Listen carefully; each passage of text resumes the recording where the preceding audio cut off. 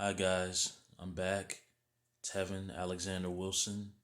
That's my name. I'm back on my channel, which is called Alexander the Great Author.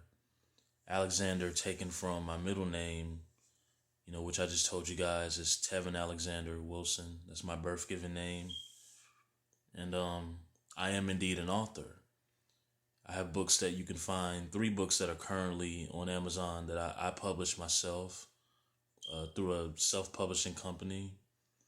And all you got to do is go to Amazon, type in my name, Tevin Wilson, and you're sure to find them. Just as a reminder to you guys, please, I would love your support. I just do it for entertainment, and to inspire people. So, but moving on. The reason why I'm here tonight is because I want to share with you all, just to solidify that this is what I really do as an author, that I write books, I write stories. Short stories are actually my new forte now, that I love to do and that I'm pretty solid at, I gotta say. And I want to share with you all a story that I had written. I want to say it was around the holidays of last year, like Thanksgiving or in between Thanksgiving and Christmas.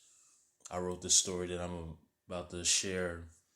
And my plan is, from this point going forth, I want to read to you all, one story at a time, maybe like once every 2 weeks or something, or whenever I get inspired to write. And then I want to share it with you all. And, and I want you guys' honest feedback, and you can comment if you want. You can like it, you can share, you can whatever, you can subscribe. But yeah.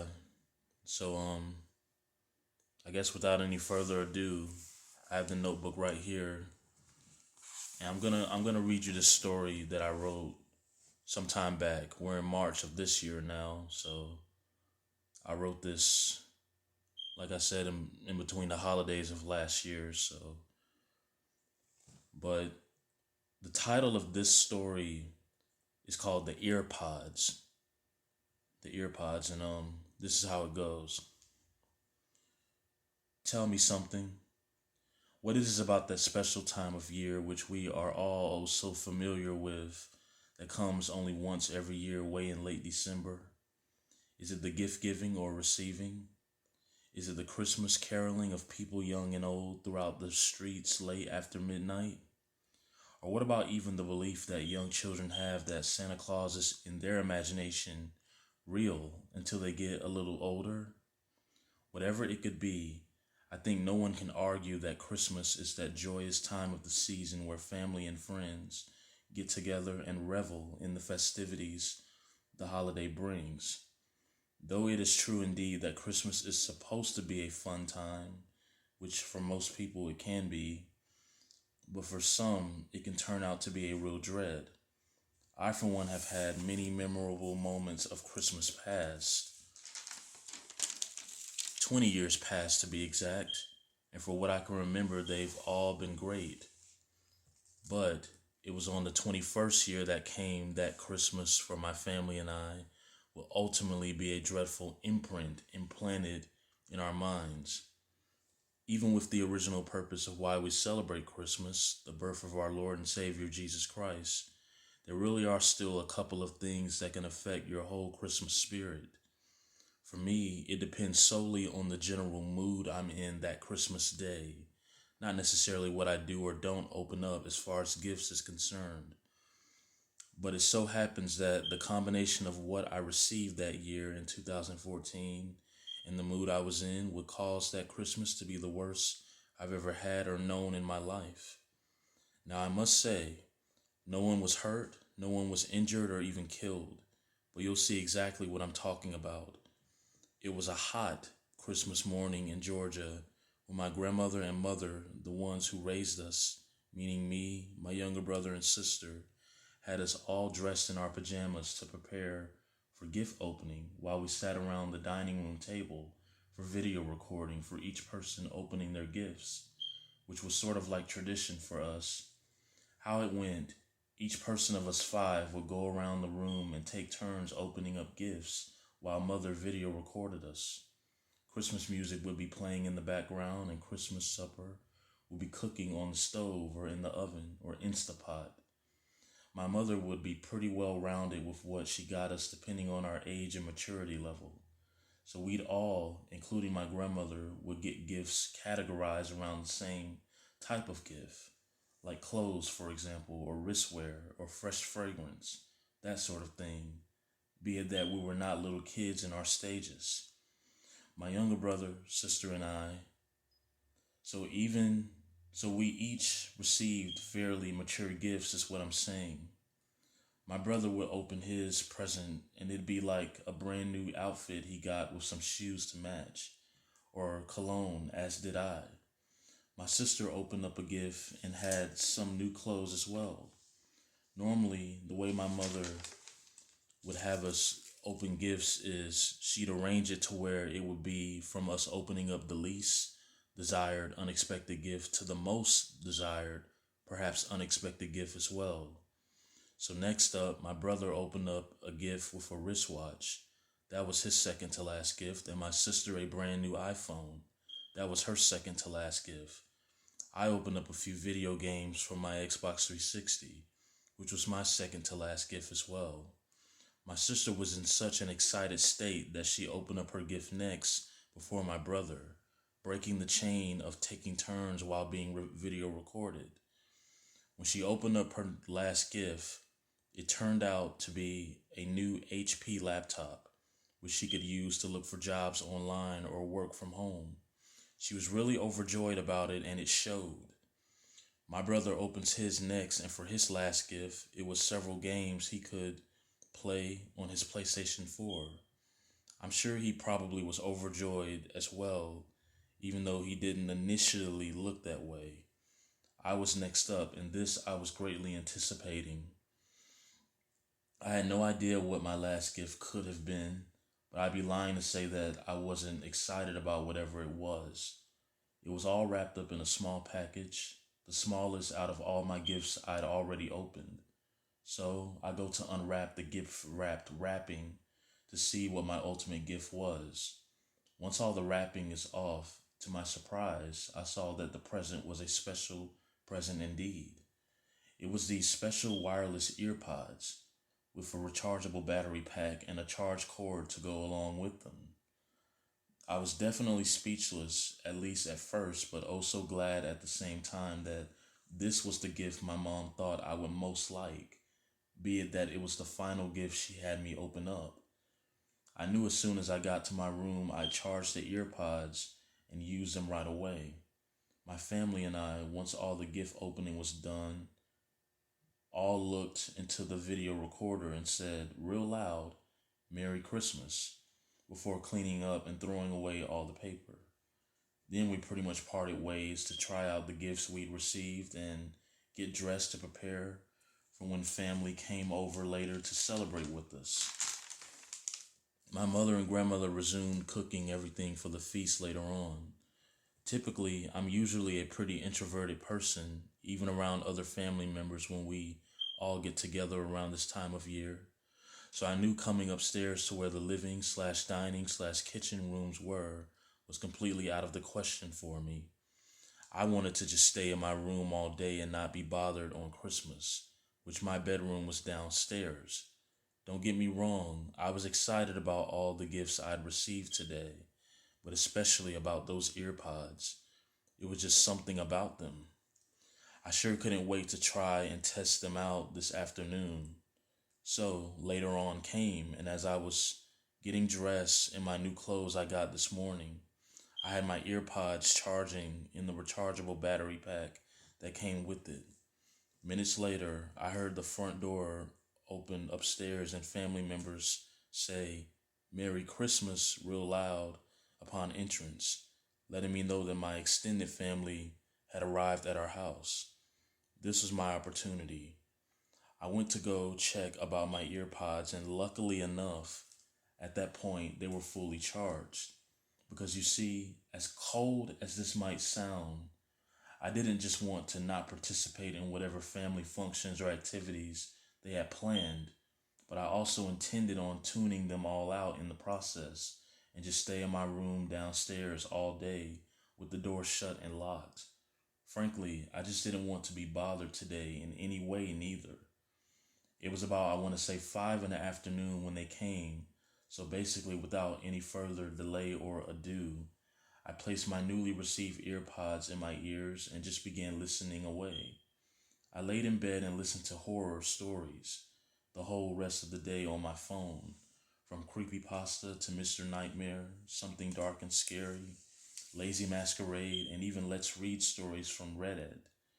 The thrill of using these earpods was very satisfying indeed.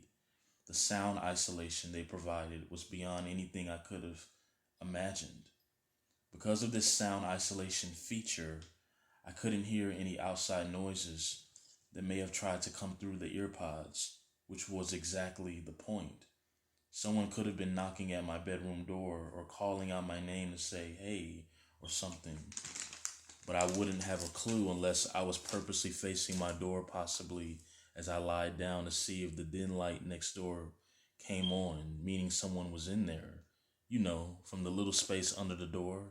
But that wasn't the case. I lied forward, facing away from the door. It was still daytime out once I started the listening process with the new earpods. However, night had eventually fallen outside. I knew because darkness began to slowly but surely take over my room due to the fact that I didn't turn on my bedroom light. I looked at the time on my phone and didn't even realize until then that 7 hours had passed, which meant it was midnight now. I took my earpods out my ears and heard nothing in the background. It was extremely quiet. Well, excluding the air conditioning, I suppose. I figured my cousins and them went home, and my immediate loved ones had now gone to bed. But when I stood upright off the comforter, I saw that the den light in the den next door to my room was on. This was before I even opened my actual door. I walked over to my bedroom door, not thinking really much of anything. I opened it and stepped out into the den, which was unoccupied. If no one was in here, then why would they leave the light on? I thought. It was the same once I reached the entryway heading upstairs at the front door. For whatever reason, once I was at the front entry, I didn't even bother glancing outside right there by the door, but neither did I initially hear anything. But what was strange was that the upstairs light in both the living room and dining room were on as well, just like downstairs. Though at the same time, no one was in neither the living nor dining room. However, there was some board games and a Pictionary poster in the living room and sitting on the dining room table, but not a family member in sight. Believe it or not, this was not enough to bug me out, though I did think it was very strange. So, when I walked in the kitchen, that's when I knew for certain that something was up, because sprawled all over the place, all over the counters and kitchen table was food. Everything from mac and cheese, cabbage, potato salad, yams, Cornish hens, dressing, and even chicken and dumpling pie was all left out. Better yet, it was left behind. Why would they do this? I asked myself, really wondering now what the heck was going on. What did I miss? When I saw all the food laid about on the kitchen surfaces, this is when I decided to pull out my cell phone to call my mom. I needed some serious answers because this was truly unlike any of them, but especially her, being that this was her house. I had my phone in my hand at this point, getting ready to push the call button. However, before I could even do so, a sudden commotion of some kind distracted my concentration.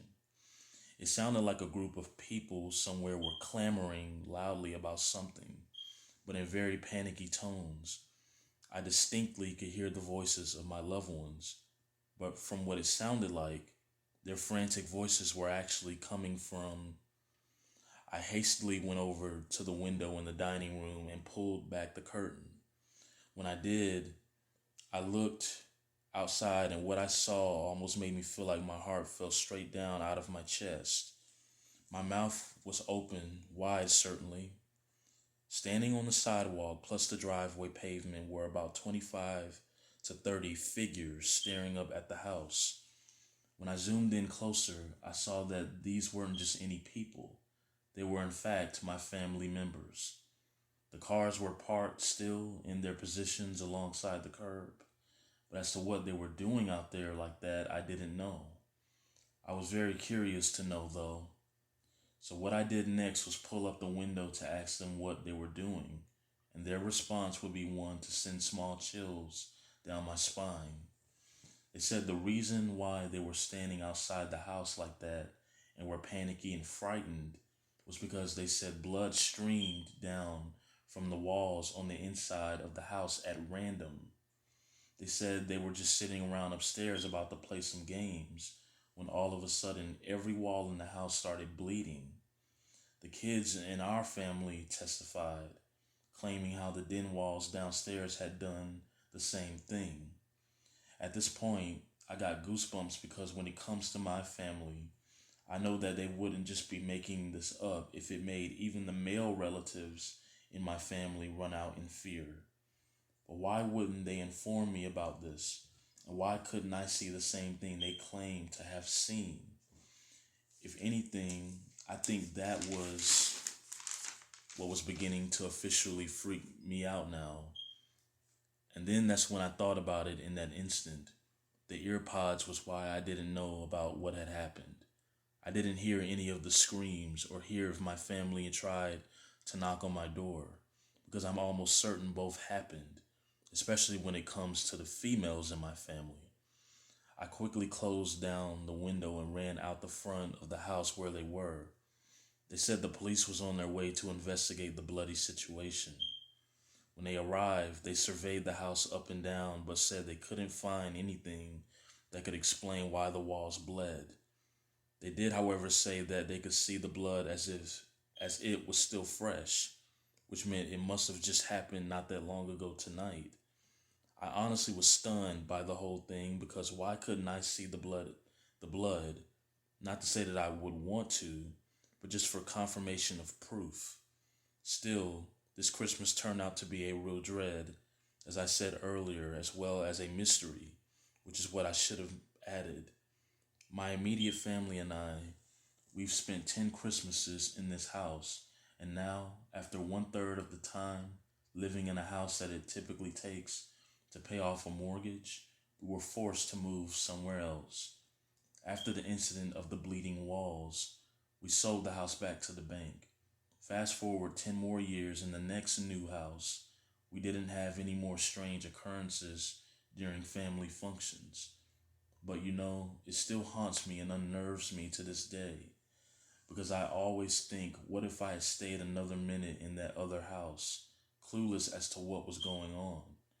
And as far as the earpods, I still use them, but maybe that was to teach me a lesson that Christmas, that no matter what, family comes first, so never put them second, because if you do, you'll have a terrifying experience similar to what I did. And ladies and gentlemen, that's the end of that story on the earpods. Let me know what you think.